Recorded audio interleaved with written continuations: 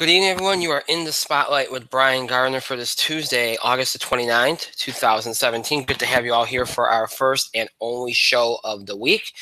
Hope your week is treating you well. First off, before we start, we want to first extend our thoughts and prayers to everybody in Texas and all those impacted by Hurricane Harvey. To all those that passed away, to all those that died, our condolences to all their loved ones, and of course, may they rest in peace. It's a horrible situation, something we've never, you've seen all these superstorms over the last maybe decade or so with Katrina and Sandy, and now you got Harvey here, and it's just some, and each one brings something that you've never seen before, and that the flooding and the just a severe situation there. So our thoughts and prayers go out to everyone down there, and to those that know somebody there, our prayers are with you as well. And of course, you want to make sure too that we encourage anybody to donate and to help in any way they can. Donate to the Red Cross, donate to any one of the many foundations that are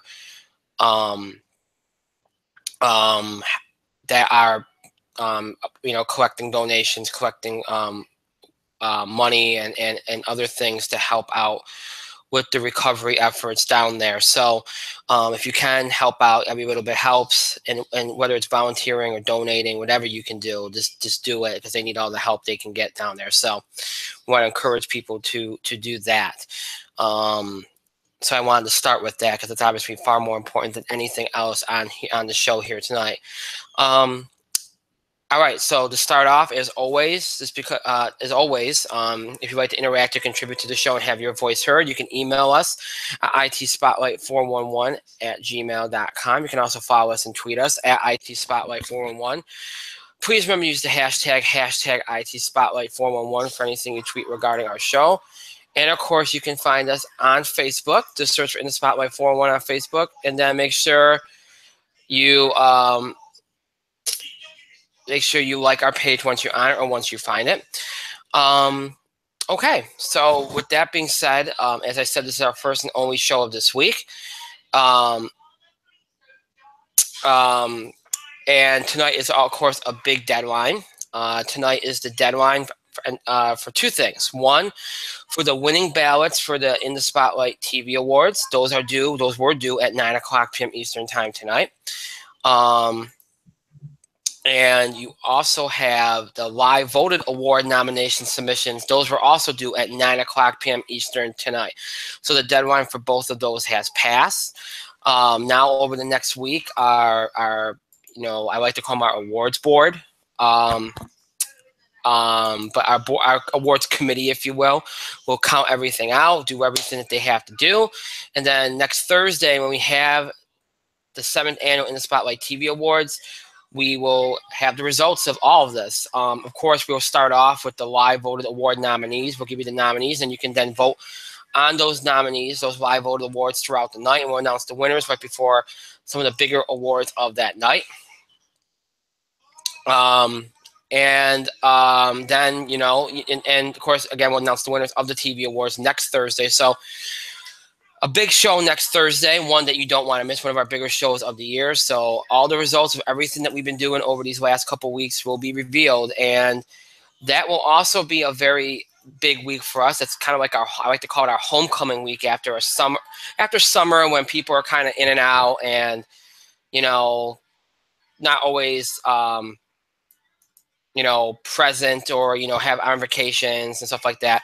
It's kind of like our homecoming. Everybody kind of get back into routine, school's back in session, work, all that kind of stuff. So, it's always a big week for us on the show.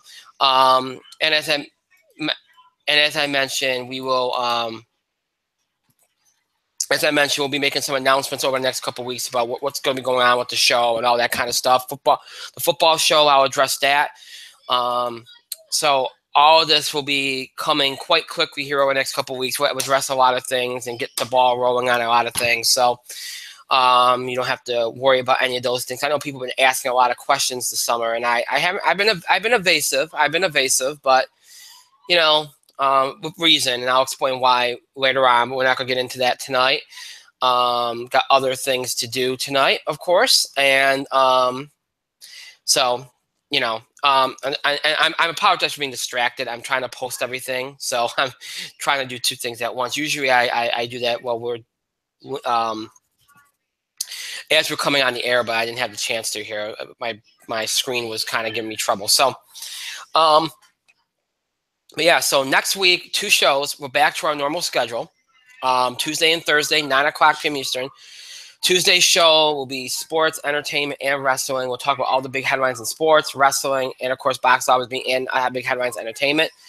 And then next Thursday will be the 7th annual In the Spotlight TV Awards. And again, we'll start the night off by revealing the nominees for the live vote of the awards. You'll then have the opportunity to vote on those awards throughout the night. We'll announce the winners later in the night. And of course, we'll give you all the results of this year's TV awards on that night. And that's all coming up next week. And again, what happens beyond next week, we'll get into next week and the week after.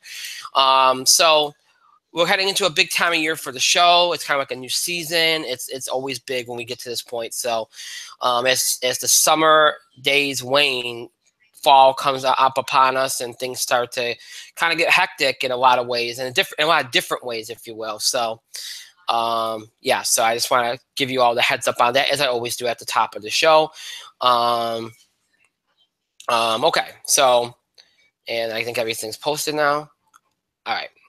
So now we got that out of the way. What's on tap for tonight? Well, we have a little bit of entertainment in the form of the box office beat. And of course, I'm sure Mike will throw a couple TV highlights at you. We have some wrestling stuff to get to, which we'll talk about, including an epic promo from last night, which everybody's talking about. We'll also talk about some of the big sports headlines. We'll update you on the Celtics Cavs trade situation, which, you know, I think everybody, too often in sports, when a trade happens, you know, it usually just happens, you know, it goes through and nobody thinks anything of it. It's very rare in sports that a trade can fall apart. When at the point where both sides basically agree, and we're right now, I mean, I don't think it's going to fall apart, but it's worth talking about what's going on with that trade. We'll talk about that. We'll talk about all the big stuff from MLB that's been going on as we approach September baseball and the final playoff push. We'll see where we're at with all those things. So we don't have a lot tonight, but we have enough.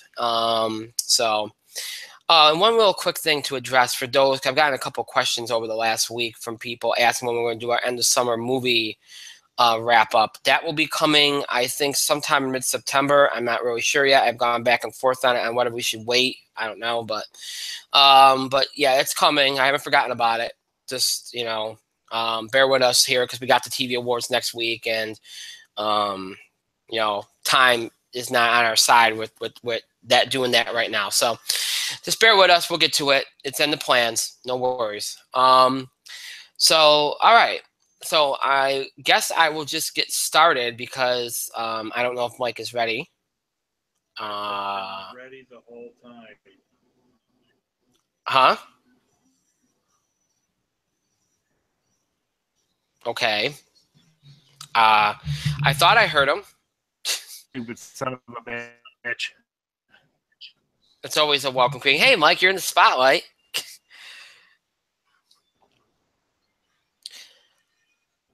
You're either Fuck breaking off. up or okay. I'm like barely hearing came anything on. you say.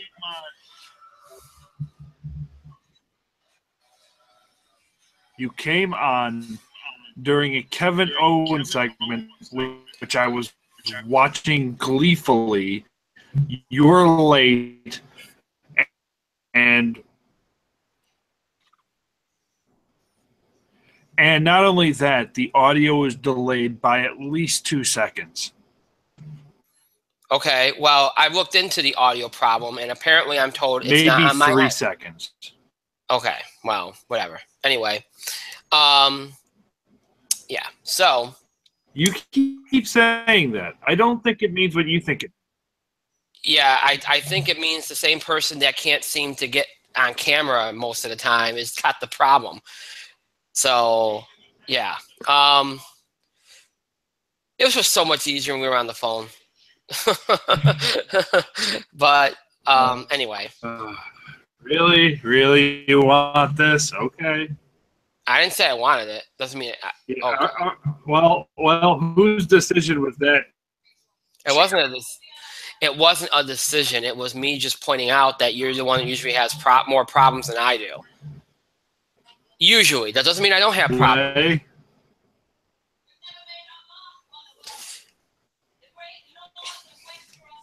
Anyway, all right. You know what? We could go on and on about this all night. I'm not going to do that. This. I see it. Do you see I'm ignoring what I'm it. doing right now? I'm ignoring it. Do you see? Yeah, I see it. Right there. I see it, Mike. I see it. Congratulations. I'm doing this for you. Oh, God. It's yours. That's a voice I haven't heard in a while. Anyway, okay. So we will get going here because, again, we don't have a lot. Batman. Oh, God. Oh, God. Why is this happening to me tonight? Are you done? Trying to go back to not having video, so go ahead. You can go ahead. Keep talking if you want. I'm not. No, I'm done. I mean, I'll keep doing the Bane voice if you want. Because Brian, you have to start talking about stupid trades and movies. Yes. Spoiler alert: the Hitman's Bodyguard was #1 Batman.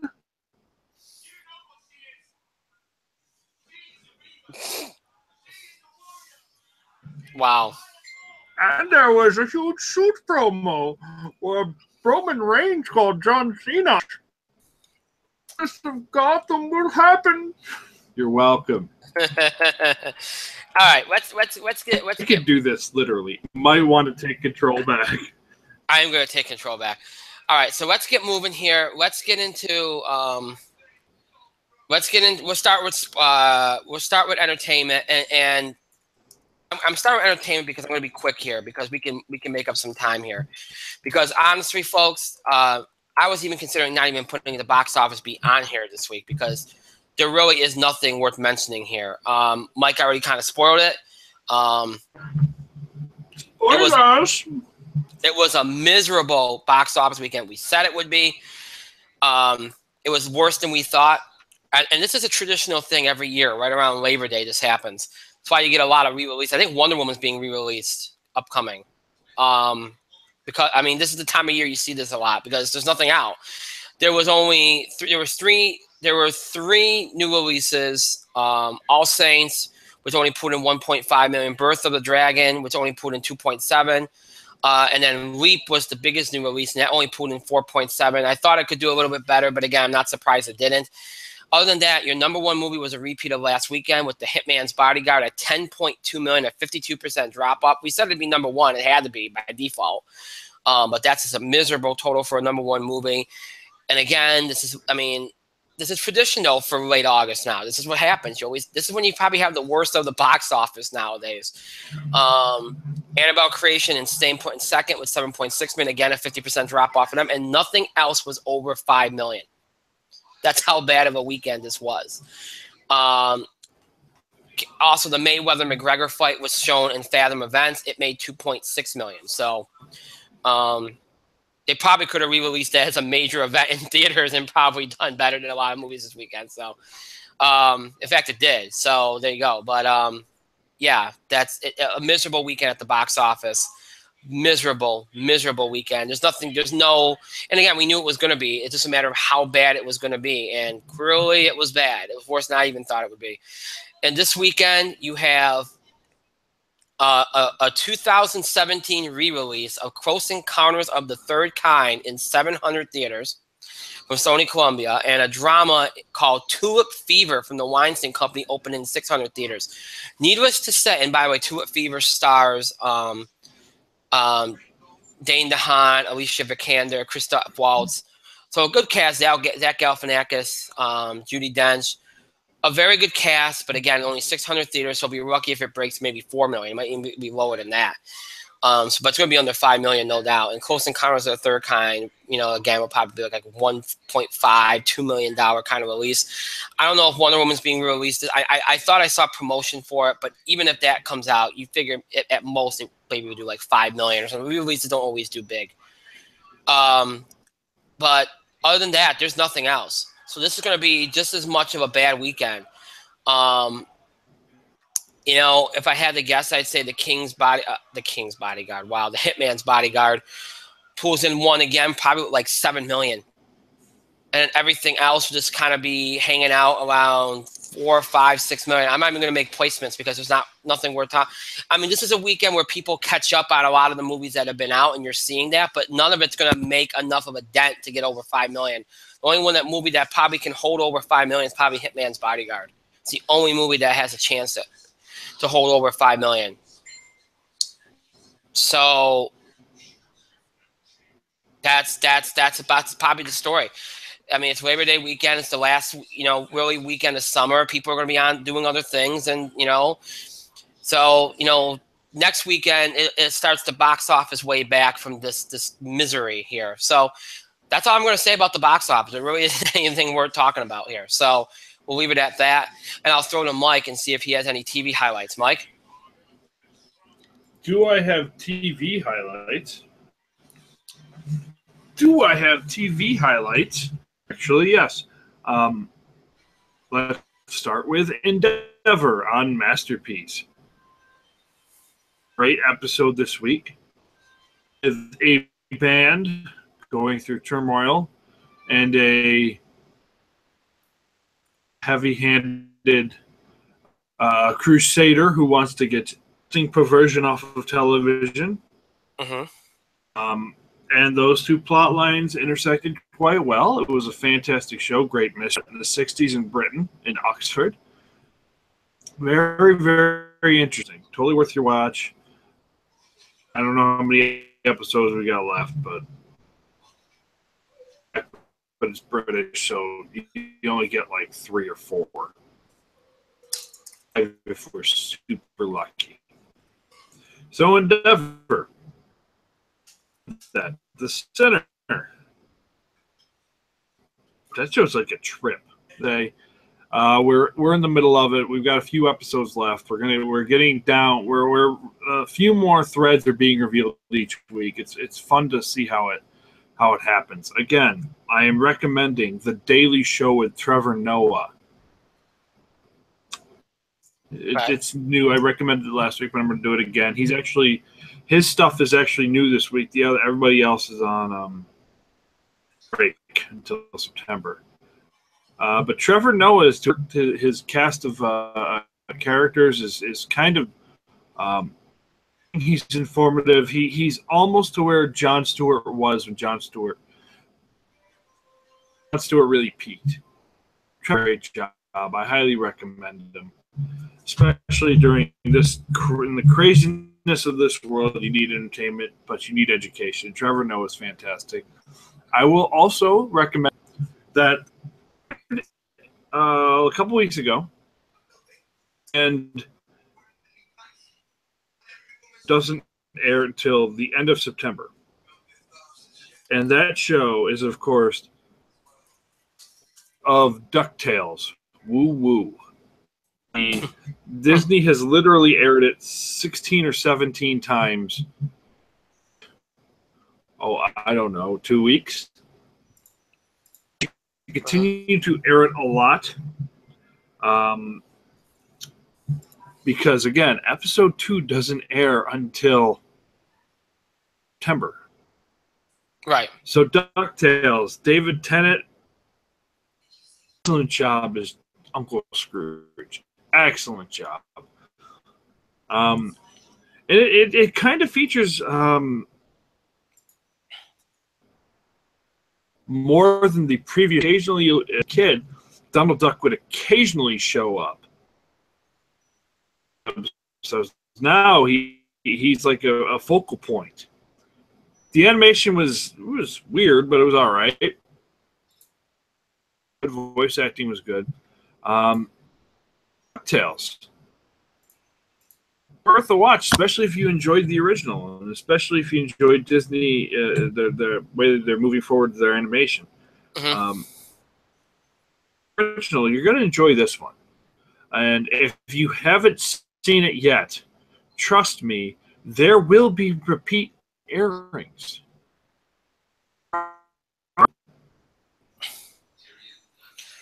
Well, that's not really Joking about that. Right. So there you go. I recommended you 4 shows, which I hope that you recommend from different genres of television. Television. Yes, I did see Game of Thrones. It was the first ever Game of Thrones episode I saw. I'm impressed. Mm-hmm. Game of Thrones. I might recommend Game of Thrones. Not. Although I will say,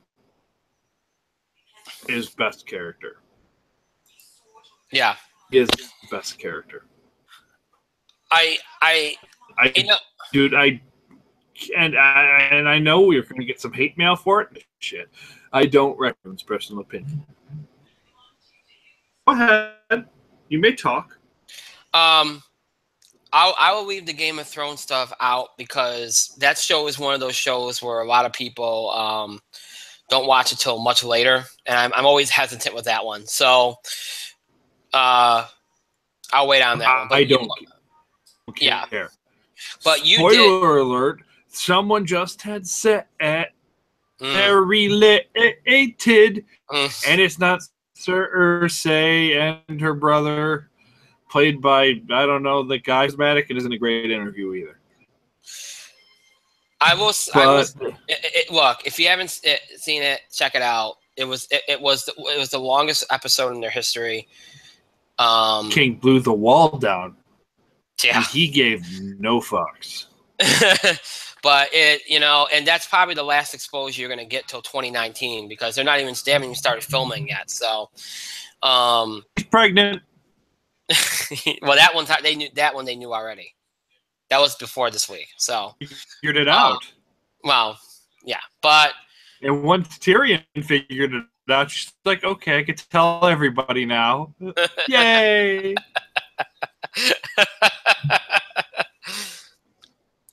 Pretty sure the three-eyed raven spends half of his time whacking it to visions of people having sex in this show. Much like everybody who just watches the sex scenes on Pornhub. Oh, gosh. I mentioned that he probably saw 2 people who were related have sex that were not Cersei and her brother. That isn't Tyrion. Why? Listening to you explain this stuff in your own way is hysterical. And a ginger who isn't Seamus won a fight. Pirate, let's be honest here. Pirate. And he was like, oh, I'm so scared I run away. But he isn't running away, and a joke isn't endearing. And the ginger who's like, I'm a eunuch now. Ooh. And Shane pointed out the ginger won a fight because he tricked him, because the guy tried kicking him in the ball sack. Spoilers, there was no ball sack. I feel like you should And then he lost the fight. Go ahead. I feel like you should do a series of videos, Game of Thrones, from Mike's perspective, because it's hysterical. I'm sure about 3 people would watch it, but that is 3 more people. I don't know. But that would imply I'd have to watch Game of Thrones, and I'm not going to do that. Game of Thrones is like Walking Dead. No thanks. It is funny to hear you. I hear you talk about like this. Like the way you're talking about it's hysterical. So it was definitely worth it. But if the ginger was actually Seamus, I might give a shit. But it wasn't. It wasn't Seamus. So I don't care. You're so fixated on this. Snow. And by the way, Jon Snow, I don't popular because I swear to God, there is no charisma there. I know people like, oh, he's got this charismatic feat. There's like he's like a charisma void. It's like whenever Jon Snow's on the screen, he just has this blank expression. Like everybody in this show has got a blank expression. I don't know it, except for like Peter Dinklage, who's like, "Oh, are we acting now? Please say we're acting now."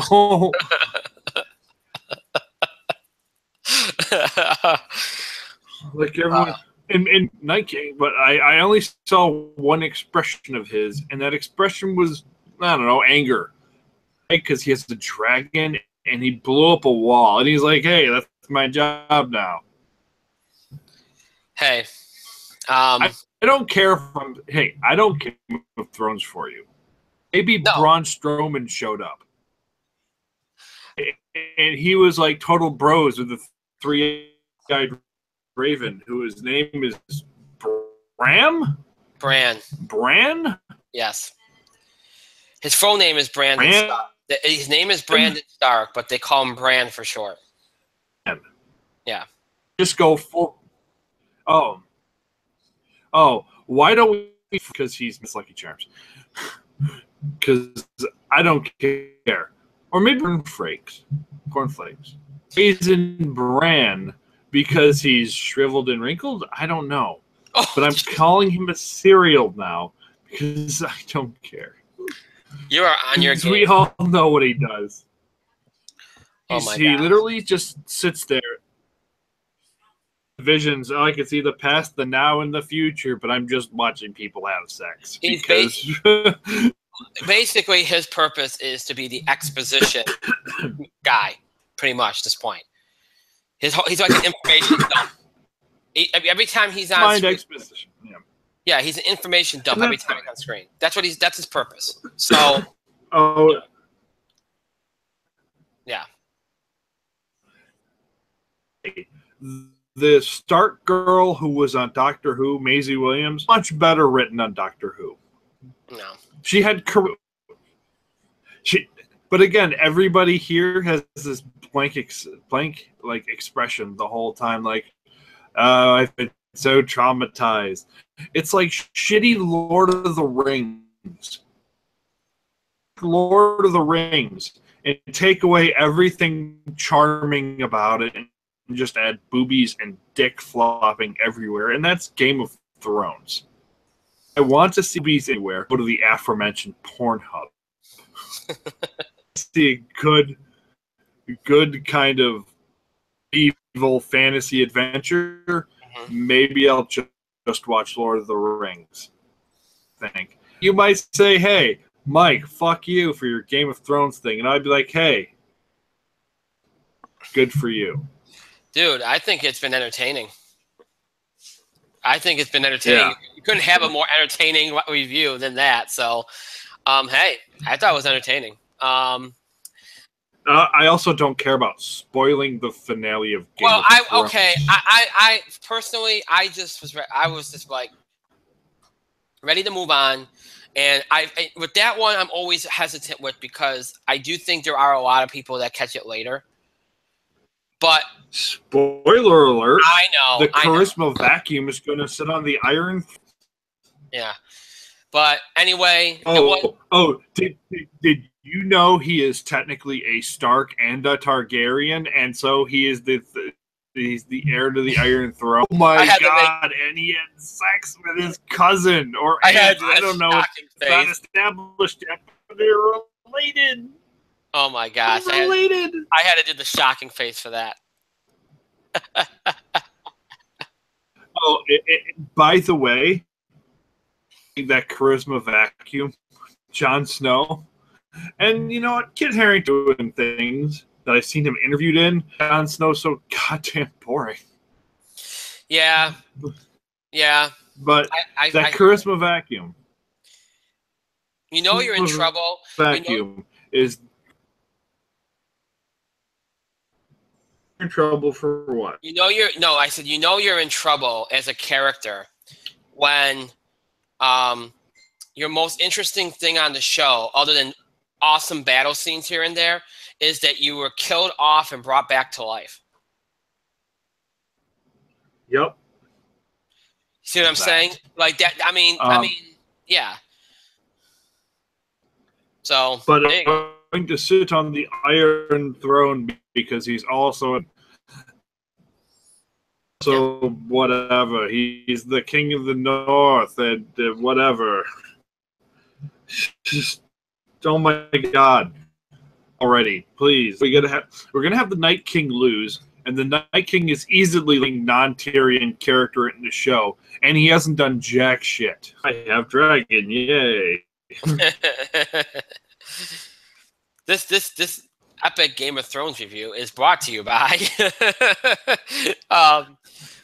But you know what, though? In all seriousness, certainly not HBO. No, but well, in all seriousness, though, if you haven't seen it, it's it was their highest rated episode, and it was good. I mean, it was their longest, but so. All right, we're gonna move on. That's all we're gonna do. I'm gonna leave the entertainment. There's a lot of entertainment stuff out there. We're gonna leave it because I want to kind of bring that back into play next week when everybody, when we're back on a normal schedule and all that stuff. So we'll leave that off for next week. We're going to jump into sports, and then we'll do wrestling last. Really quickly, though, we got to talk about this NBA trade that, as we jump into sports now, obviously here. And, this basically, folks, the problem is the medicals for Isaiah Thomas. We all know he was injured at the end of last season. You knew that he wasn't potentially going to be ready for the start of the season, at least not for training camp and all that. So now over the weekend, you probably heard about how this was a sticking point, and that the Cavs were going to likely ask for another major asset from the Celtics to kind of ensure that this deal still has value to him. Should Isaiah not be up, healthy, or should Isaiah not be the same player he was before the injury? Now, let me give you a little insight into this. The Cavaliers have until Thursday at 10 a.m. to void or add to the Kyrie Irving to the Celtics trade. The trade will go through if the Cavs don't do anything. So now the talk is that Cleveland might get the Nets pick from Boston, as another asset in this deal. Remember, it doesn't have to necessarily be a big name player here. It could just be another pick. I think they're going to have to throw something in here because you don't know what is going to happen with Isaiah. I think Isaiah is going to still be a very good player. I don't think he's going to miss that much of a beat here. But you can't blame Cleveland for being like, hey, we want to make sure that we get as much value in this deal as we can. And we want to make sure that, if Isaiah does miss time, or if this doesn't work out for us, Isaiah is not the same player, we have protection here, or we have another pick here, and we can get more out of this. So I think when all is said and done, they're going to be fine here. I think it's going to work out. It seems like both teams are willing to work with this. And if it's about a pick, I think eventually Boston will just be like, okay, we'll just give you the pick, even though it's going to hurt them. But Boston already, look what happened this year. Boston had the number 3 pick, and they had a number of picks, even though they were a playoff team and the number 1 seed in the East. All right, Boston's not in a rebuilding mode anyway right now. Okay, they're trying to build a winning. They've already in their mind built a winning team in a lot of ways. So Boston is not in a rebuilding mode here. So they might be more than willing to give up another draft pick, thinking, hey, we're okay for the next couple years. So I don't think this is going to be too much of an issue. If both teams weren't talking, or there was a lot of tension, they're like, hey, we ain't doing this. This is what we have, blah, blah, blah, blah, blah. Then I think it'd be more disconcerting. But because they're willing to talk and they're comparing notes, it seems like Boston's at least willing to put something else in the deal. With that in mind, I think this will be okay. This deal will still work out. Now, again, Danny Ainge was asked if the health situation of Isaiah Thomas was a reason why he decided that he could move him. And he said it's some of the reason. Now, I still think this is a bad deal. We talked about this deal last week. We had made it a point that it was a terrible deal and I still maintain it's a terrible deal for Boston. Because here's the thing, okay? Yes, I understand Isaiah has an issue, okay? I understand that it could be an issue that could be recurring and it could be a problem, all right? But why make this deal until you know for sure? Now, I understand people are like, well, his draft stock is still, not his draft stock, his player value is still high. This is his only significant injury. His value is still high, so you make this deal now so that you don't get stuck with him later. I understand that, but this is the guy's first injury. I mean, you got to roll if you're going to roll the dice. I roll the dice on a player like Isaiah Thomas. That's what I do. Because if he ends up being healthy and he goes to Cleveland, he's going to be a thorn in your side for the next 5-6 years. They re-up him. So at least, to me, it's still a bad deal. Now, do you understand the reasoning maybe a little bit more? Because Danny maybe thought that Isaiah wasn't going to be the same player, I guess. I mean, maybe maybe it's an instinct thing. Maybe his instinct told him that Isaiah wasn't going to be the same player. And if that's the case, then you know what? At least you kind of understand it. Maybe more so than we did a week ago, but still, I still don't think it's a good deal. But if you were to ask me right now, if it gets done, I think it gets done. I think they include a draft pick. I think Cleveland bites on it and says, okay, we'll do that. And, we'll see what happens here. But still, could this deal fall apart? I guess it's a possibility. I'd say it's like a 10% chance, though. I mean, they still got till Thursday morning. So, if it gets to tomorrow night, and this thing can close quickly, even tomorrow night, even if it gets overnight into Thursday and it's like Thursday at 8 a.m. and it's still not done, I wouldn't even freak out about it because this is something that a quick 5-minute phone call can resolve. It's really not that big of a thing. It's just that it creeped up as they were trying to finalize it, and everybody's like, wait a minute, did you know? And it creates an issue of trust within the trade. And if that situation doesn't get too intense, then usually you can work it out. If it gets intense and then there's a lot of bad things, bad bloods on both sides somehow created by it, then you have a problem. So, but that doesn't seem to have happened. I think they'll throw the pick in, and I think the deal will get done. So we'll see. We'll find out within the next 48 hours, less than that now, within the next 24, 30-something hours is going to be when we find out what happens here. And if it falls apart, then I don't know what happens here because Cleveland cannot keep him on this team. And then the Celtics get stuck with players that they just tried to move, and it creates a very awkward situation. We've seen that before. It's not something you want. So we'll see. This is going to be an interesting saga to watch unfold over the next couple of days for sure. Mike, do you have any thoughts?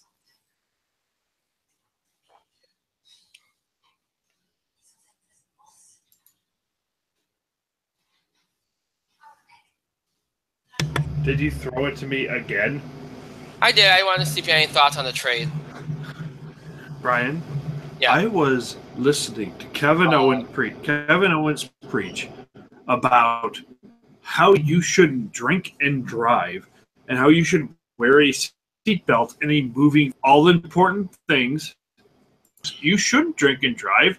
Don't be a seatbelt even if you're in the back seat. Okay. Seatbelt, be safe. Don't be fucking stupid.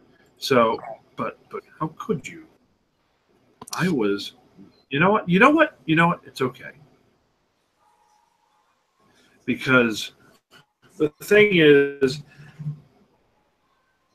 I believe wholeheartedly this trade is going to go through.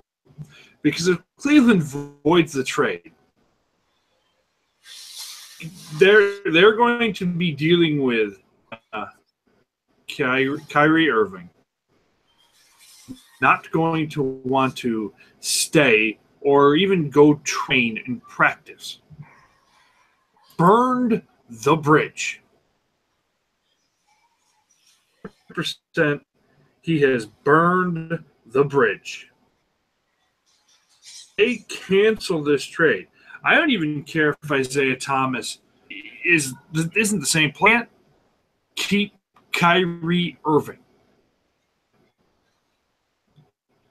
Kyrie has gone out of his way to burn the bridge and piss on the ashes. So for that reason alone, I don't think I don't think that they're going to avoid the train. Okay. I don't think they're going to. And besides, it's his first major injury. Come back. You're going to get Isaiah Thomas back, and I'm pretty certain it's not going to be like a Derrick Rose situation. He just plays in their par, or Jason Williams situation where he has to retire completely. Right. I'm fairly certain. I'm fairly certain that Isaiah Thomas back. He's going to be a major. And you know what? The Cavs will probably get that other pick to finalize the trade, especially since Danny Ainge was pretty stupid and came out saying, "Yeah, well, that injury is one of the reasons why we want it." Danny Ainge, he was a great player back in the day. As a GM, he's pretty weird. Every time we think he's done something right. It was the dumb kind of weird, like, of course that injury. Perceive it. He's like, no. The injury factors why we wanted to trade Isaiah. We appreciate everything Isaiah Thomas did for us as a Celtics organization. We feel that once in a generation talent who will help us help lead our young core to a championship. To say, and everybody would have bought that bullshit hook, line, and sinker. One of the reasons why we wanted to trade Isaiah Thomas is because he got injured. So if another pick, fine. Earned that dumb shit. You know what I mean? Yep. But I mean, Danny is very hot and cold. Sometimes he does the right thing. I mean, Cleveland did ask for.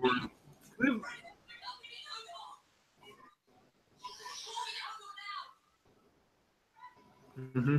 We're still on that delay. I mean, Cleveland was going to Brown or Jay, but they're not going to get either another pick. Yeah, we are on that delay. Yeah,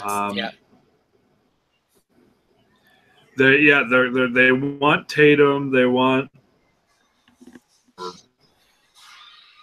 Not going to get either of them. Just give them the pick, get on their way, and you can handle prima donna Kyrie. Isaiah Thomas will be back. But he'll be back. To work. See, the thing is, like I said, Danny's very hot and cold. Sometimes he does an awesome thing. He has an awesome run, and then it kind of comes in spurts with him. He'll go through a period where he's like, he does everything right, and then he'll go through a period where he does everything wrong. He's in one of those periods now where he's doing a lot of things wrong. I won't say everything, but a lot of things wrong. And I just looked it up. It looks like not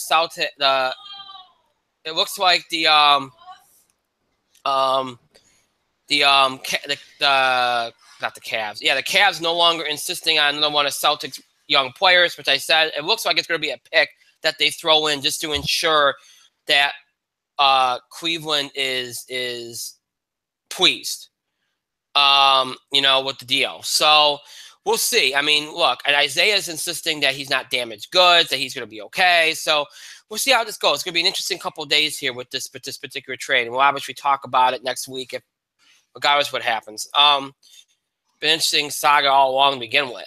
So, but it's going to be even more interesting the next couple of days. All right, so that's the NBA stuff. Let's jump to baseball. I'm going to do this real quick because really, storyline-wise, it's all about the standings right now. It's all about where we are at as we head into September baseball, which is starting on Friday. And a number of these races, again, are pretty much sealed. The Nationals are going to win the East. They're up by 13 here. The Astros are going to win the AL West. They're up by 13. So those division races are over. Obviously, the Dodgers are going to win the NL West. They're up by 19 games. They've hit a little bit of a they're not nearly winning at the clip that they were, but they're doing okay here. They're 6-4 over the last 10, but 91 wins. They're long gone. So those divisional and the Indians have pulled away in the AL Central. They're now up 7, so they're about maybe another good week away from putting that out of reach. The other divisional races, the Yankees are down 4 on the Red Sox. The last couple of days, they've lost a game and a half. They got a doubleheader against the Indians tomorrow. Orioles have crept to an 8.5, but I don't really look at the Orioles as a threat in the division as much as the wild card. And then you got the Central, and the Central and the NL. The NL Central bears watching here because I had thought the Cubs were going to pull away. They have not. The Brewers are only 2.5 back. Now, if you want to consider 5 out still in line, the Cardinals are 5 out. So the Cubs have not pulled away. So that bears watching here because the Cubs have had their share of problems this year, as we know.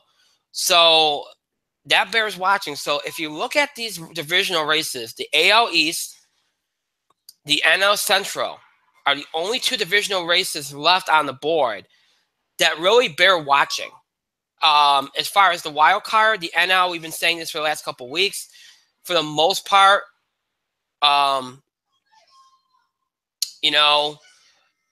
you thought was done. We still think it is, but it's very close. The Diamondbacks are only up 2 on the Rockies for the first wild card, and the Brewers are only 3 out of the second wild card. Miami 4.5, Cardinals 5.5.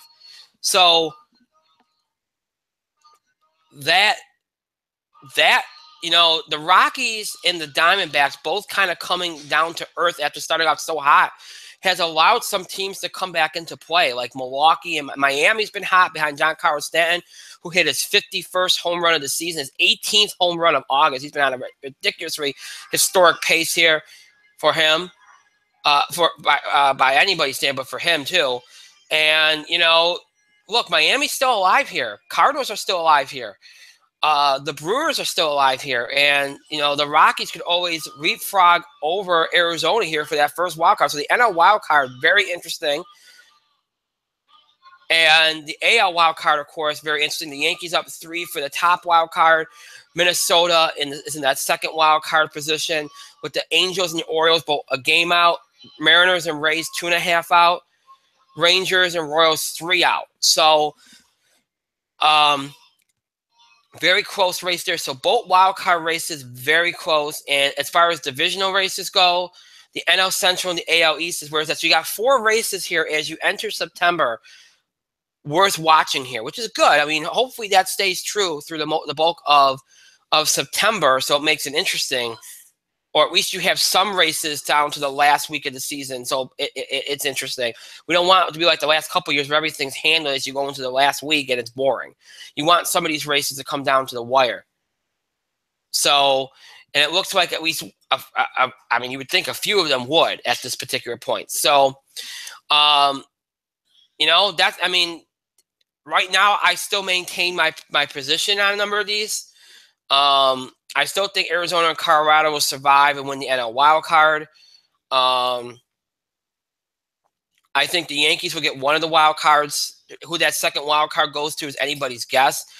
I mean, the Twins look like they were done. They've come back into play. The Angels have stayed up there for the last month or so. The Orioles have come into play. The Orioles are dangerous. I could see the Orioles getting in. The Orioles have been dangerous. They swept the Red Sox. Mariners kind of come in and out. Rays, same deal. I don't think the Rangers and the Royals have enough. So I would say right now, the Twins have stayed in this thing.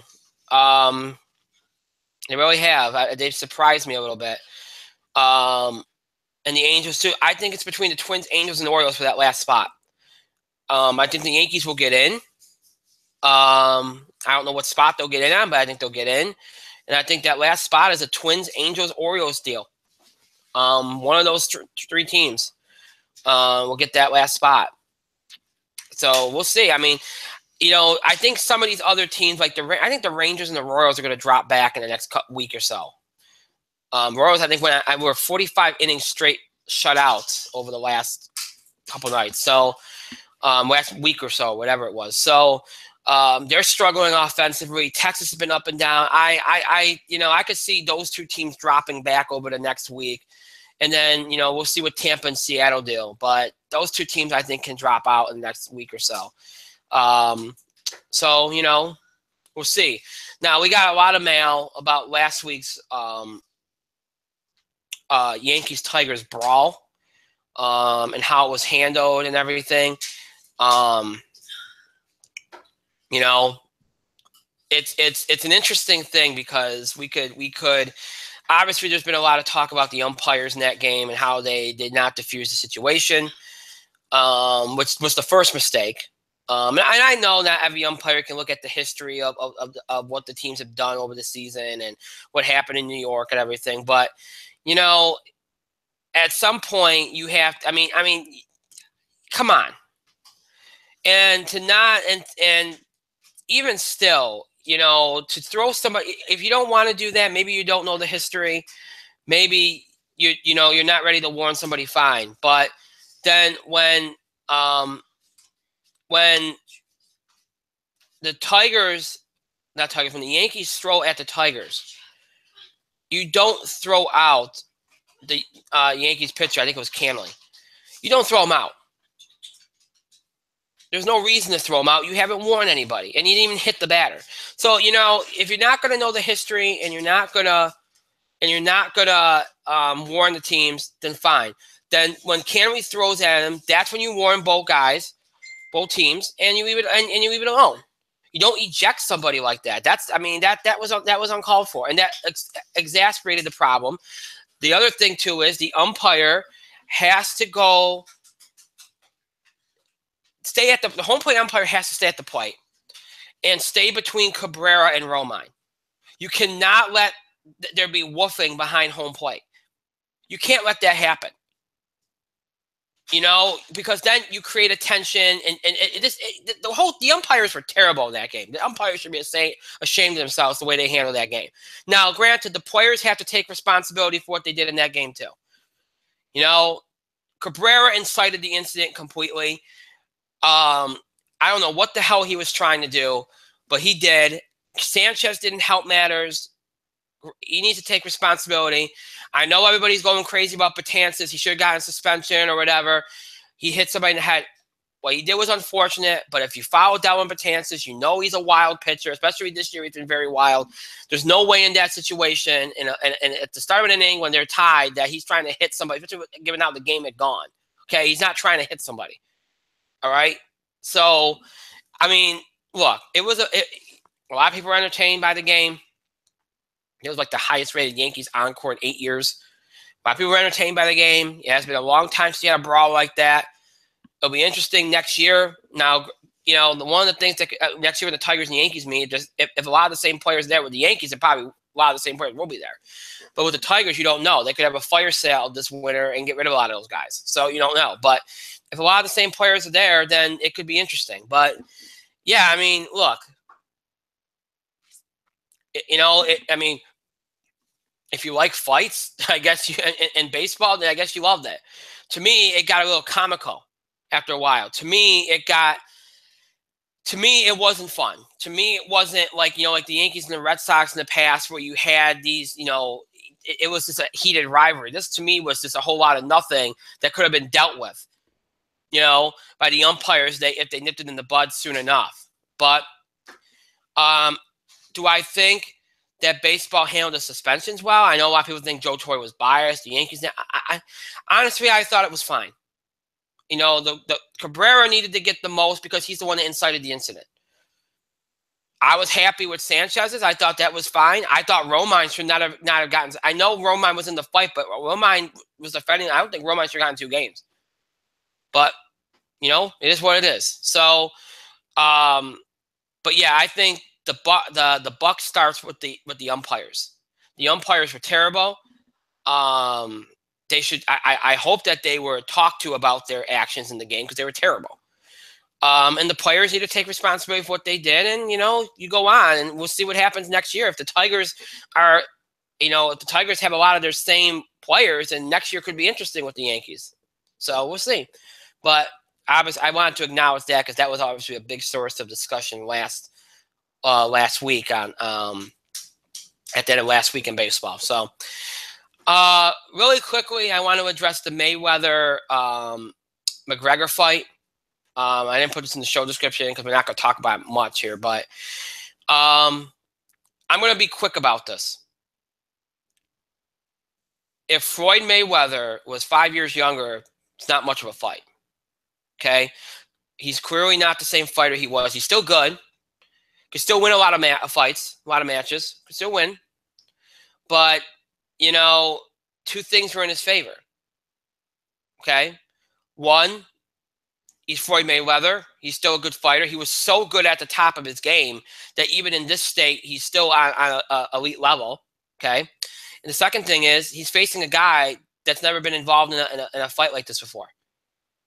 And I think Mike said this off the air to me, and I think I agree, 100% agree with him. If McGregor had a little bit more time, maybe a couple more months to train, McGregor could have won that fight. I mean, he put on a good showing. I know in some ways Mayweather maybe kept him around a little longer just to kind of, make it more of a fight, but McGregor held his own in this fight. He did a good job in this fight. He did enough to not embarrass himself. And he should be proud of himself for how he came off in this fight. It ended up being a decent fight. It wasn't great. We've seen better, but at least, I think the concern going into this, because this was a spectacle. It was obviously one of the bigger fights of this, decade or however long it's been since you had to make a fight like this. But, I think one of the concerns going in with Mayweather was such a heavy favorite. We all thought this would be over quick. Well, it wasn't. And I think that's good because you wanted to at least get your money's worth. And I think people felt like they got their money's worth. It was far more of a fight than we all anticipated it being. So, that's a good thing because at least it was something worth watching. So, congratulations to Floyd. He said that's his last fight. That should be. He doesn't need to prove anything. He's 50-0. He does not need to prove anything. He's done everything. And look, McGregor did enough. I mean, I know he said he could have kept going in the fight, but, you can't. I mean, based on what was going on, you can't. But Floyd was finishing in a flurry there. You had to call the fight. So McGregor did enough to prove himself, in my opinion. And he should be proud of himself. He did a good job in this fight. So, but yeah, I mean, at least it was a fight worthy of watching. That's all you could hope for in a situation like this. And McGregor gave Floyd probably more than he anticipated. So there's that. So I just wanted to briefly mention that because obviously that was a big sporting event and that was a big deal over the weekend here. Mike, do you have any thoughts on the Mayweather McGregor fight? The Mayweather-McGregor fight? Well, I didn't see it. I only saw the... Well, obviously I didn't see it. I'm not going to pay $60 to watch that crap. Or how much? No, it was more than 60. It was like 100. It was 100. Well, I will say this. Mayweather kind of being sluggish in the first few rounds. It's allowed people to get their money's worth because they only had to pay $10 per round. Still a waste of money, but I digress. I don't know. Conor McGregor landed 111 punches on Floyd Mayweather, but this is a 40-year-old Floyd Mayweather at the end of his career. Take that as it is. Yes, Conor landed 111 punches. Yes, Conor looked more impressive.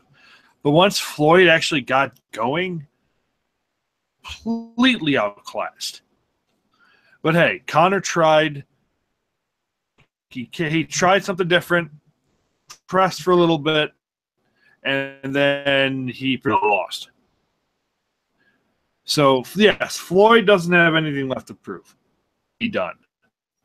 Yeah. Floyd should take this and kind of go. And kind of, I'm never coming back. I'm 50-0. I might do promotions like Oscar de la Hoya, but I'm done. Right. So hopefully Floyd will just coast in retirement and remember to pay the tax man. Yeah. Yeah. Yeah. And we go from talking about that super fight to WWE, where WWE is building to 2 super fights at No Mercy in a couple of weeks here, as now joining Brock versus Braun is Cena versus Reigns, which why they're doing this at No Mercy, I don't know. It could have something to do with Samoa Joe's injury. Samoa Joe has a knee injury. He got it over the weekend at a house show. He was supposed to be working Raw last night, which I get versus Cena, and due to knee injury, which I guess he's going to be out at least 4 to 6 weeks with. Maybe that impacted their decision, or maybe this is part of a program. Maybe they're going to do this since they kind of built it like Cena versus Rock last night. Maybe that's their angle. They're going to do, there's rumors that Cena might be stepping away for a very long time soon. Maybe they want to get this in now. Maybe they do make this a 2-match kind of series here where they face each other at No Mercy, and then the next time we see each other, it's at WrestleMania. Maybe that's the angle they're trying to work here. We'll see. We don't know enough about it yet. And then, of course, there's a question of what main events to show.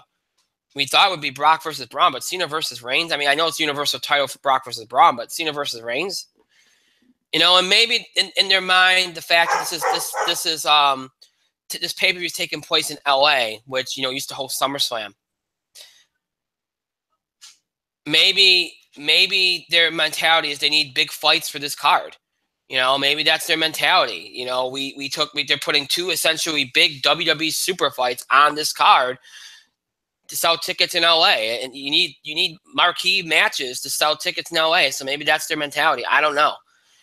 All I know is, last night you had an epic promo, and I know it's been said, Meltzer and a lot of people have said it's been scripted. I think if you leave it, first of all, you can tell Cena does not like Roman Reigns. It's abundantly clear. There's no love lost there. I mean, I think we already knew that, but I don't think all of that was scripted. Okay, and I would even say that I think maybe 25% of that wasn't. Okay, it's the way it was done, the way they were both acting, the fact that Roman got so rattled he got lost in the middle of the promo. Come on now, okay? First of all, that had to anger everybody in the back. That at this point in his career, Roman is getting flummoxed like that. I mean, it's not that he just messed up a word or lost it for a second or two. He lost it for a good amount of time to the point where Cena could throw a dig in. That was bad. And even when he made his points, and he made some points. Granted, a lot of it was repetitive and stuff that you've seen from others or heard from others over the years.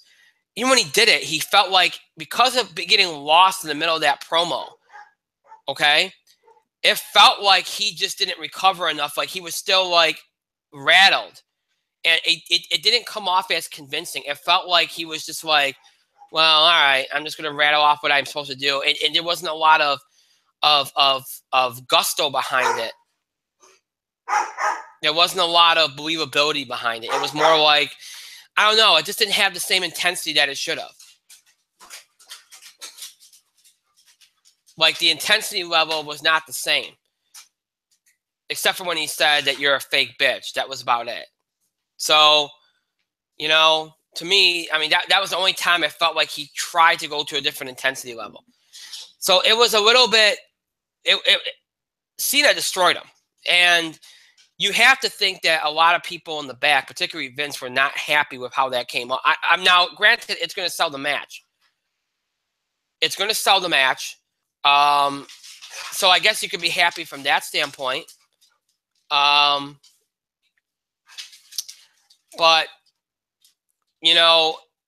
he got torn down the side. And again, some of it was scripted, so it's not like content-wise they didn't know what they were doing. Okay? I mean, they clearly wanted some of this content in the promo. This wasn't something, but at the same time, there were things that were said that probably weren't supposed to be in there. He did get cut down the size a little bit in this promo. More than a little bit, a lot. And that's just going to make things worse for him. And Cena essentially, maybe he was supposed to be, but Cena essentially made himself the face in this feud. So It was an epic promo. It was the highlight of Raw last night. Brock had a decent. Paul Heyman was good. He wasn't supposed to be on the show, and then all of a sudden he was there. I mean, he had his Suplex City bitch line after he took the mic from Paul, which I thought was funny. You had some good stuff with Ambrose, Rollins, Sheamus, and Cesaro. Shocking that Rollins got lost, which is interesting. They continued Bray and Finn. They had the good Battle Royal at the beginning of the show, which was a surprise. Again, a lot of things look like they got shook up because there was rumors of the No Mercy card, and all of a sudden everything started changing. It was weird. But Jeff Hardy, of all people, wins the Battle Royal, and now you got Jeff Hardy versus Miz next week, which is interesting, different. At least Miz gets a decent program here instead of Jason Jordan. So you got that, and then you had the women's match, and the Enzo Neville stuff was okay. Looks like that's gonna be the Enzo thing now. Is you're gonna have him, get dominated and then just get a cheap move to win. But they continue, and now I think we see where the end game is for Emma. Now she keeps bringing up the women's revolution stuff. Now we know Paige is coming back soon, and who knows how long she'll stay. Are they gonna go to Emma Page? The writing's kind of on the wall that they could. We'll see if that's where it's headed. And then the main event was the women's match with Alexa and Sasha. And look, they continued their theme. Sasha can't defend her title. Alexa Bliss wins. And then we get what we thought we might get 2 months ago, which is Nia turning on Alexa and indicating she wants her title. So now are we going to head for a triple threat with Sasha, Nia, and Alexa, or are we going to get a Sasha-Alexa rematch one more time and then get Nia versus Alexa face-to-face? I'm thinking it's going to be a triple threat. But, yeah, I mean, it looks like they're going to pull Sasha right out of this feud. So read into that what you will. Maybe all the stuff with the fans booing her and, and her not being, good to the fans, SummerSlam weekend. Now, she did that last year, and it didn't, but then again, she dropped the title how many times after she did that last year. So maybe there's something to it. I don't know. But maybe the fan stuff did impact it. I don't know. Or maybe just like the gimmick of her losing her title defenses. I don't know. But nonetheless, it was a pretty interesting Raw, and more interesting than I thought it would be. Cena Reigns stuff was the best. SmackDown I didn't see tonight, but it sounds like from what Mike said, Owens had a big thing. I guess Natalia's got 2 matches next week, one with Carmella and one in which she's defending the title against Naomi, so that should be interesting. And then the Usos are going to pick the stipulation for their tag team rematch. Obviously, Xavier Woods is injured. We don't know for how long. He suffered injury in the house show of the weekend, much like Samoa Joe. So we'll see where that goes. But and SmackDown's got a hell of a lot longer to build to their pay-per-view than Raw. Raw's got, I think, 3 weeks, and SmackDown has got a month. So month and a week, I think. But so I can't really talk about SmackDown, but that's what happened. That's the deal with Raw. Mike, your thoughts on Raw, SmackDown, anything you want to throw out there? Well, you missed the fact that the big news coming out of SmackDown was they announced the number 1 contenders match for next week between Shinsuke Nakamura versus Randy Orton. Oh. Thing. Randy Orton got so many rematches for the title. He didn't have to wrestle a contenders match. Right. Shinsuke gets screwed out of the title. Immediately, instead of giving being given another shot, much like Randy Orton, right? This guy's got to wrestle another match. So maybe Kevin Owens is right. Maybe. I didn't get a chance to watch Raw last night either, so I watched all these things via segments on YouTube. I will just say, Paul Heyman promo was intense. It was interesting. I was surprised Braun wasn't on the show last night, but that makes sense. You kind of want to build that match without too much physicality between the two. But Brock and Paul, hell of a segment. Battle Royal, big show. Looks really good with shaved. Older or younger? Does that make sense? He looks somewhere in between. Jeff Hardy, Kurt Angle mentioned that the winner of the Battle Royal, who is Jeff Hardy, would get an Intercontinental title chance next week. But they said that Miz would be defending it at No Mercy if he wins next week. Implying that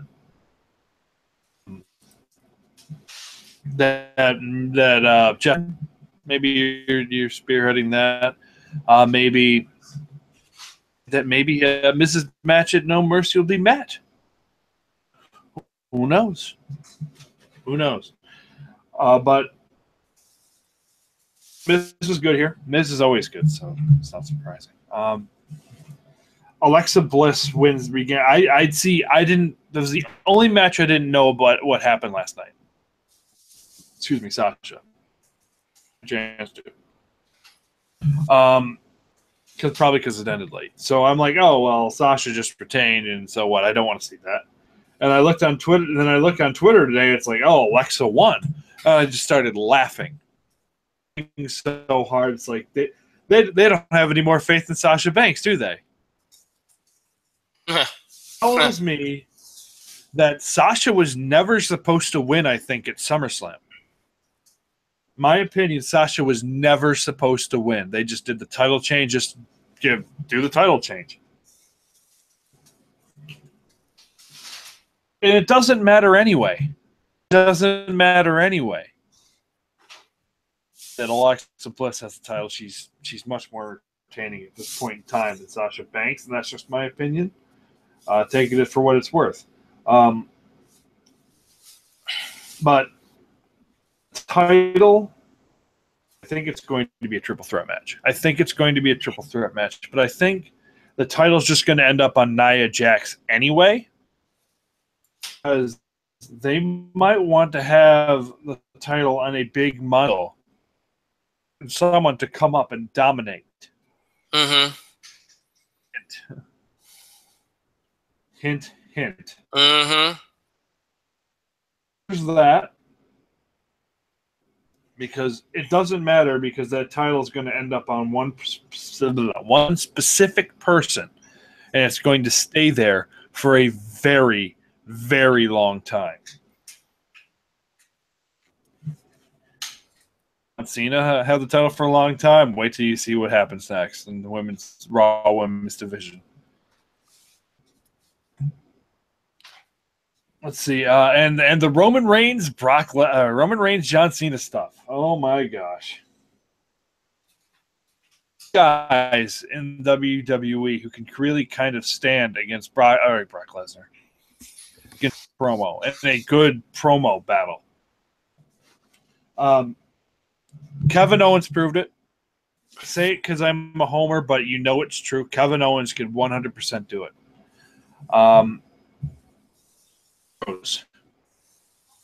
Last year on SmackDown, surprisingly, was very good at it, even though he brought up the same points that, surprise, Roman Reigns brought up last night. Uh-huh. But Dean Ambrose did great against Cena last year. AJ Styles, not really. No, not definitely not really. No. AJ's promos are not his strong suit. We mentioned Kevin Owens, but there are other guys in WWE who could kind of challenge Cena verbally. Certainly isn't Jinder Mahal. No, certainly isn't Jinder Mahal. Paul Heyman. Brock Lesnar doesn't need to. They put that match on for free, so if you want to see Brock Lesnar murder John Cena at SummerSlam, it's on the YouTube channel. So yeah, there are guys who can stand up against John Cena verbally. Right. Roman Reigns proved last night he was not one of them. No. But then again, Roman Reigns, and this has been one of Roman's biggest downfalls. This is why nobody thinks he's ready yet. So isn't promo. He's one of those guys who is fight more. Mm. That is Roman Reigns' strong suit. Talk less, fight more. Yeah. If he had just said, look, I don't have to prove anything against you. The Undertaker. Oh, well, the Undertaker's Undertaker's at the end of his life, blah, blah, blah. Because Cena kind of buried the Undertaker a little bit there, too, surprisingly. He did, yeah. Yeah. And all Roman had to say is, well, you've never beaten him, have you? Yeah. All this is, I don't care. 16 world titles, 0 wins against the Undertaker. Mm-hmm. Even though you don't want to remind people that Roman Reigns beat the Undertaker. Roman's not that guy. Yes, he did get flustered. Thought the moment kind of read, and I think other people did too, that the moment read like Roman was kind of letting react, and then Cena just kind of jumped in. But I know other people said, oh, it was like he was flustered times. Mm-hmm. So you could kind of see it the alternative way. Like Roman was just kind of letting the people kind of react to the moment. Sure. But forget a bit of his promo last night. I do. So I think it's a little bit of both. That being said, made him alive, and not all of Cena's points were accurate, as many people pointed out today. Not all of Cena's points were accurate either. Better digs. He had the better burns on Roman. Thing I texted you about it this afternoon and haven't heard back from you about it. You monster. Sorry. Well, it's not my fault. You're a dick, but I thought some of the best burns. Oh, I use the United States Championship as a way to bring in new talent, which somebody said, which you used to beat new talent, didn't you? Yeah. Whoops. Sure, you introduced a lot of new talent, but you still kind of went over all of them, so maybe Roman was kind of right. Yeah. Owens and AJ Styles, the two guys who you've put over. They're like the only two guys that John Cena has really put over hard recently, other than Shinsuke Nakamura. He did put Bray over. He did put Bray over a couple times, but Randy Orton undid all that. So, I mean, Daniel Bryan too. So we can go back that far. We're not going back that far. We're talking about the U.S. Open Challenge. Daniel Bryan really didn't even get a chance to defend the Intercontinental title. Yeah. So go back that far. We're going back U.S. title. Right. But Cena was right. John Cena tried to use it as a way to elevate the title and kind of give new talent, or try to give underutilized talent an opportunity to wrestle against John Cena, who is undisputably the biggest star in wrestling. Meanwhile, Roman Reigns, the chosen one, treated kind of at times like a demotion. Cena was right. He was. Roman at times treated the U.S. title like a demotion. I think AJ Styles reinstituted the Open Challenge tonight. From what I understand, it was Ty Dillinger, but I could be wrong. But yeah, he treated it like a demotion, and I'm like, wow. Cena to burn him with that line, and he did. Roman had some good points, I thought. Roman did have some good points. But I'm the only guy that you can't see. The thing with Cena kind of ate him alive after that. I don't know who wins this match. But I'm excited to see it. On SmackDown, the opening segment was the Singh brothers and Jinder Mahal. And then Shinsuke comes out, and then the Singh brothers and Jinder Mahal started beating him down, and then Randy Orton shows up, and then Rusev comes out of things. The big tag match later, and then they announced the number one contenders match. There was a Fashion File segment, and I'm looking forward to watching that when I'm done. Kevin Owens had a promo. Shane McMahon at the knees. Then they did Aiden English versus Sami Zayn, and then Kevin Owens comes in, steals the referee's shirt, kicks the referee out, steals the referee's shirt, and then is like, I'm the referee now. Sami Zayn is confused. To a Ty Dillinger, leading to a Ty Dillinger win. And again, Kevin Owens made good points. Shane McMahon came out there and said Baron Corbin was horribly biased as a referee. I'm like, now you're trying to control the narrative, because what we saw was Baron Corbin was a surprisingly competent referee who was actually pretty decent and didn't make any fast counts at all.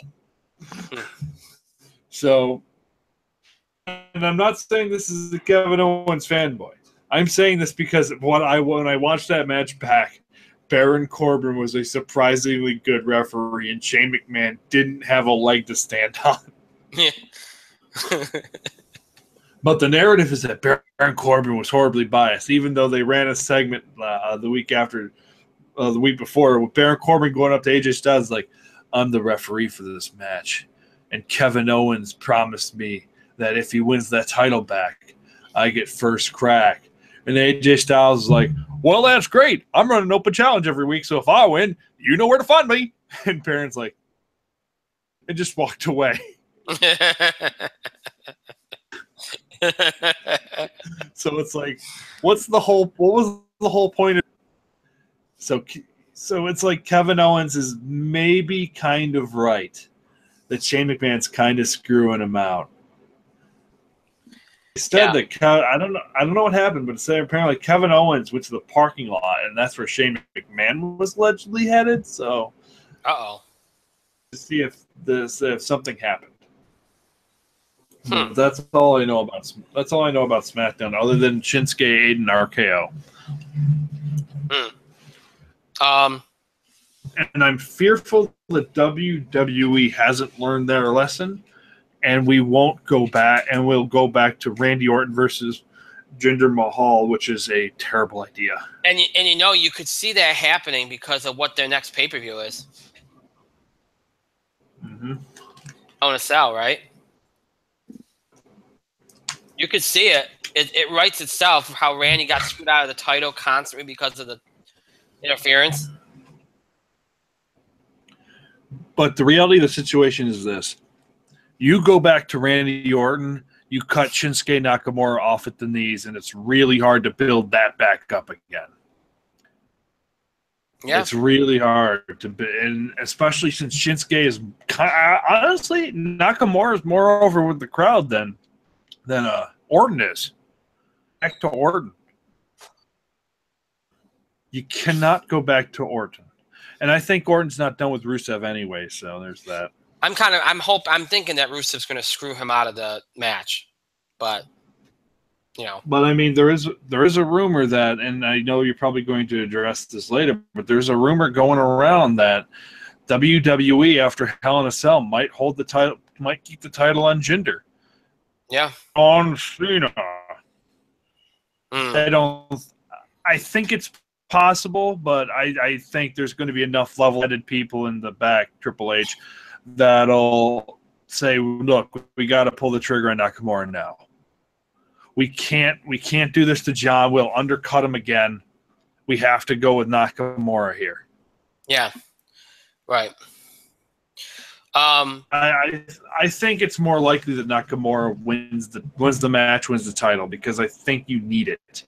Right. Also, one of the things that happened was surprisingly still face Bobby Roode. Mm-hmm. So Bobby Roode, week 2 on SmackDown, still over, still a face. Go figure, right? Why? Not sure why. Well, I think it's the entrance. I think they're thinking that he's just, I don't know. Maybe I don't know. The thing about Bobby Roode is that promo he cut last week was not a face promo. But he got cheered. He got cheered. Hey, he might be like Randy Orton. He got cheered. Maybe he's going to be like Randy Orton. Who knows? Mm-hmm. Well, that's all I got to say. There's just a quick update here. I mentioned that Xavier Woods is hurt. The injury is an MCL sprain. Apparently, Becky Lynch had the same injury. Recently had the same injury, and it took no longer than a month to heal. Lynch actually said that she wrestled the whole time with the injury. Woods didn't specify what grade it was, just that it would take up to a week. It could take up to grade 1 can take up to a week to heal. Grade 2 can take 2 to 4 weeks. So he won't be missing very much action. So I guess that's good news on that one. Now, we mentioned Xavier Woods is hurt. Samoa Joe is hurt. He's probably out about 4 weeks or so. Big Cass is out until at least May due to the knee injury he sustained last week. Asuka, we found out last week, had a broken collarbone. She has, in the last week, relinquished the NXT Women's Championship. She will be apparently going to either Raw or SmackDown. The rumor is Raw. It was kind of a way for them. I mean, there was already talk about her vacating anyway, but it kind of gives them a easy kind of like, you hate to have her injured, but it kind of gave them some way to kind of get her out of it. If you saw the video clips, you saw a very emotional Triple H, and she got quite the send off. And what Mike said earlier, I think is it bears repeating. You got Nia Jax now involved in the Raw Women's Championship picture, and you could see a situation here where maybe they keep Asuka off TV for a little bit and have Nia run amok for the entire fall, and then build to Asuka beating Nia Jax, which they've done before in NXT. But I think that might be where we were going here, and I think that's why they might have interjected Nia Jax into this feud here. But yeah, so that's, but the injury bug is biting WWE here, and it's funny. It seems to happen every fall, right around like WrestleMania time. So hopefully, this is a sign of things to come, and that a lot of these injuries look like they're only going to take a few weeks to heal, but hopefully they calm down a little bit so that you don't have these things impacting WrestleMania and all that. So, all right. So with that being, I think we got through everything. I think we got all the wrestling stuff. Yeah, we got through everything. So with that being said, we are done for the night. As always, the show might be yours. Does not mean you have to stop interacting and contributing to our show. Continue to have your voice heard. Send us your questions about the show and the scheduling of the show, topic ideas, or breaking news items related to sports, entertainment, or wrestling you want us to cover. Any questions about the TV awards? Submissions are all done, so I have to mention that. But any questions about the TV awards, you can do that by email, Facebook, and Twitter. So any of these things you can do by email, Facebook, and Twitter. You can email us at itspotlight411@gmail.com. You can also follow us and tweet us at itspotlight411. Please remember to use the hashtag itspotlight411 for anything you tweet regarding our show. And of course, you can find us on Facebook. Just search for In the Spotlight 411 on Facebook, and then make sure that you like our page once you're on it or once you find it. We encourage you to follow us on Facebook and Twitter for the latest information about the show, especially when it comes to scheduling. Obviously, last-minute postponements or delays can happen. And the best way to get that information when it happens last minute like that is on social media, on Facebook and Twitter. And of course, we post random thoughts on Facebook and Twitter as well. So make sure you follow us on Facebook and Twitter. Just search for In the Spotlight 411 and like us and follow us, and you'll be able to have access to all the things that we do on social media. And you'll be up to date and able to read all our stuff and all that good, and be involved and interacting and all that kind of good stuff. So, if you'd like to keep up with the show, look back at classic episodes, you have two ways in which to do that. You can either stream us anytime you want on Google Plus and YouTube. Just search In the Spotlight 411 on both those sites. And when you do, you'll have access to every episode we've ever produced for Google Plus and YouTube. That's every episode from mid-October 2015, all the way up into tonight's current, most recent episode. All those episodes available for you to stream anytime you want on Google Plus and YouTube. Just search for In the Spotlight 411. Maybe streaming isn't your thing. Maybe you don't like seeing us on screen. Sometimes the quality's not the best. Maybe you prefer to listen to us on the go or listen to us in general, or maybe you're interested in older episodes of the show. If any of that applies to you, check us out on our main host sites, Podbean and iTunes. Just search for In the Spotlight 411, and once you do, you'll be taken to our show pages on both sites. And when you're out, and you'll have access to every episode we've ever produced in the nearly 7 years we've been doing this show. So everything from our original Blog Talk Radio run from October 2010 to January 2011, everything for our talk show run from January 2011 all the way up to mid-October of 2015, and of course all of our Google Plus and YouTube episodes from mid-October of 2015 all the way up into tonight's current most recent episode. All those episodes transfer into audio format for your community. So every episode we've ever done in audio format available for you to listen to anytime in order from most recent date to the oldest. All those episodes available to you for you to listen to anytime. Maybe you're a long-time fan, let's check out an episode from 4 or 5 years ago, or a new fan, let's check out an episode like that for the first time.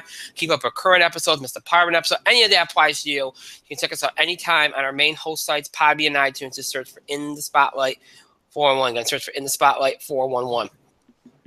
So Google Plus, YouTube, Podbean, iTunes, always keep up with the show and look back at classic episodes. Again, Google Plus, YouTube, Podbean, iTunes, all of your ways to keep up with the show and look back at classic episodes. Just search for In the Spotlight 411. Again, search for In the Spotlight 411. I want to thank Mike for being here tonight. Thank you, Mike.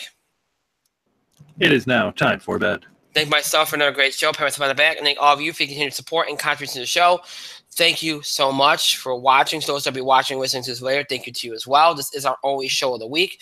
We are done until a week from tonight, which is next Tuesday, September the 5th, our first show of September, our first show of the fall, our homecoming week, if you will. Next week, a big week. Next Tuesday, sports, entertainment, and wrestling, all coming at you on Tuesday in a super show. And then next Thursday, the 7th annual In the Spotlight TV Awards, as we always do, we'll start off by giving you the nominees for the live vote awards. You can vote on those throughout the awards show that night. And, of course, we'll reveal the winners of the TV awards that night as well. It'll be a big show. And then, of course, over the next couple weeks, we'll be making some big announcements. Lots to tune in for, so make sure that you do.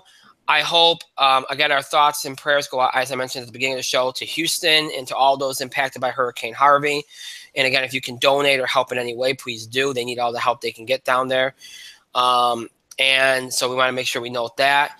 Again, and I hope everybody has a great rest of your week, a great weekend, and a great start to week next week. Enjoy your Labor Day holiday. Be safe. We will see you back here a week from tonight, next Tuesday, September 5th at 9 o'clock p.m. Eastern Time as we go back to our normal schedule. Until then, have a good night, everybody.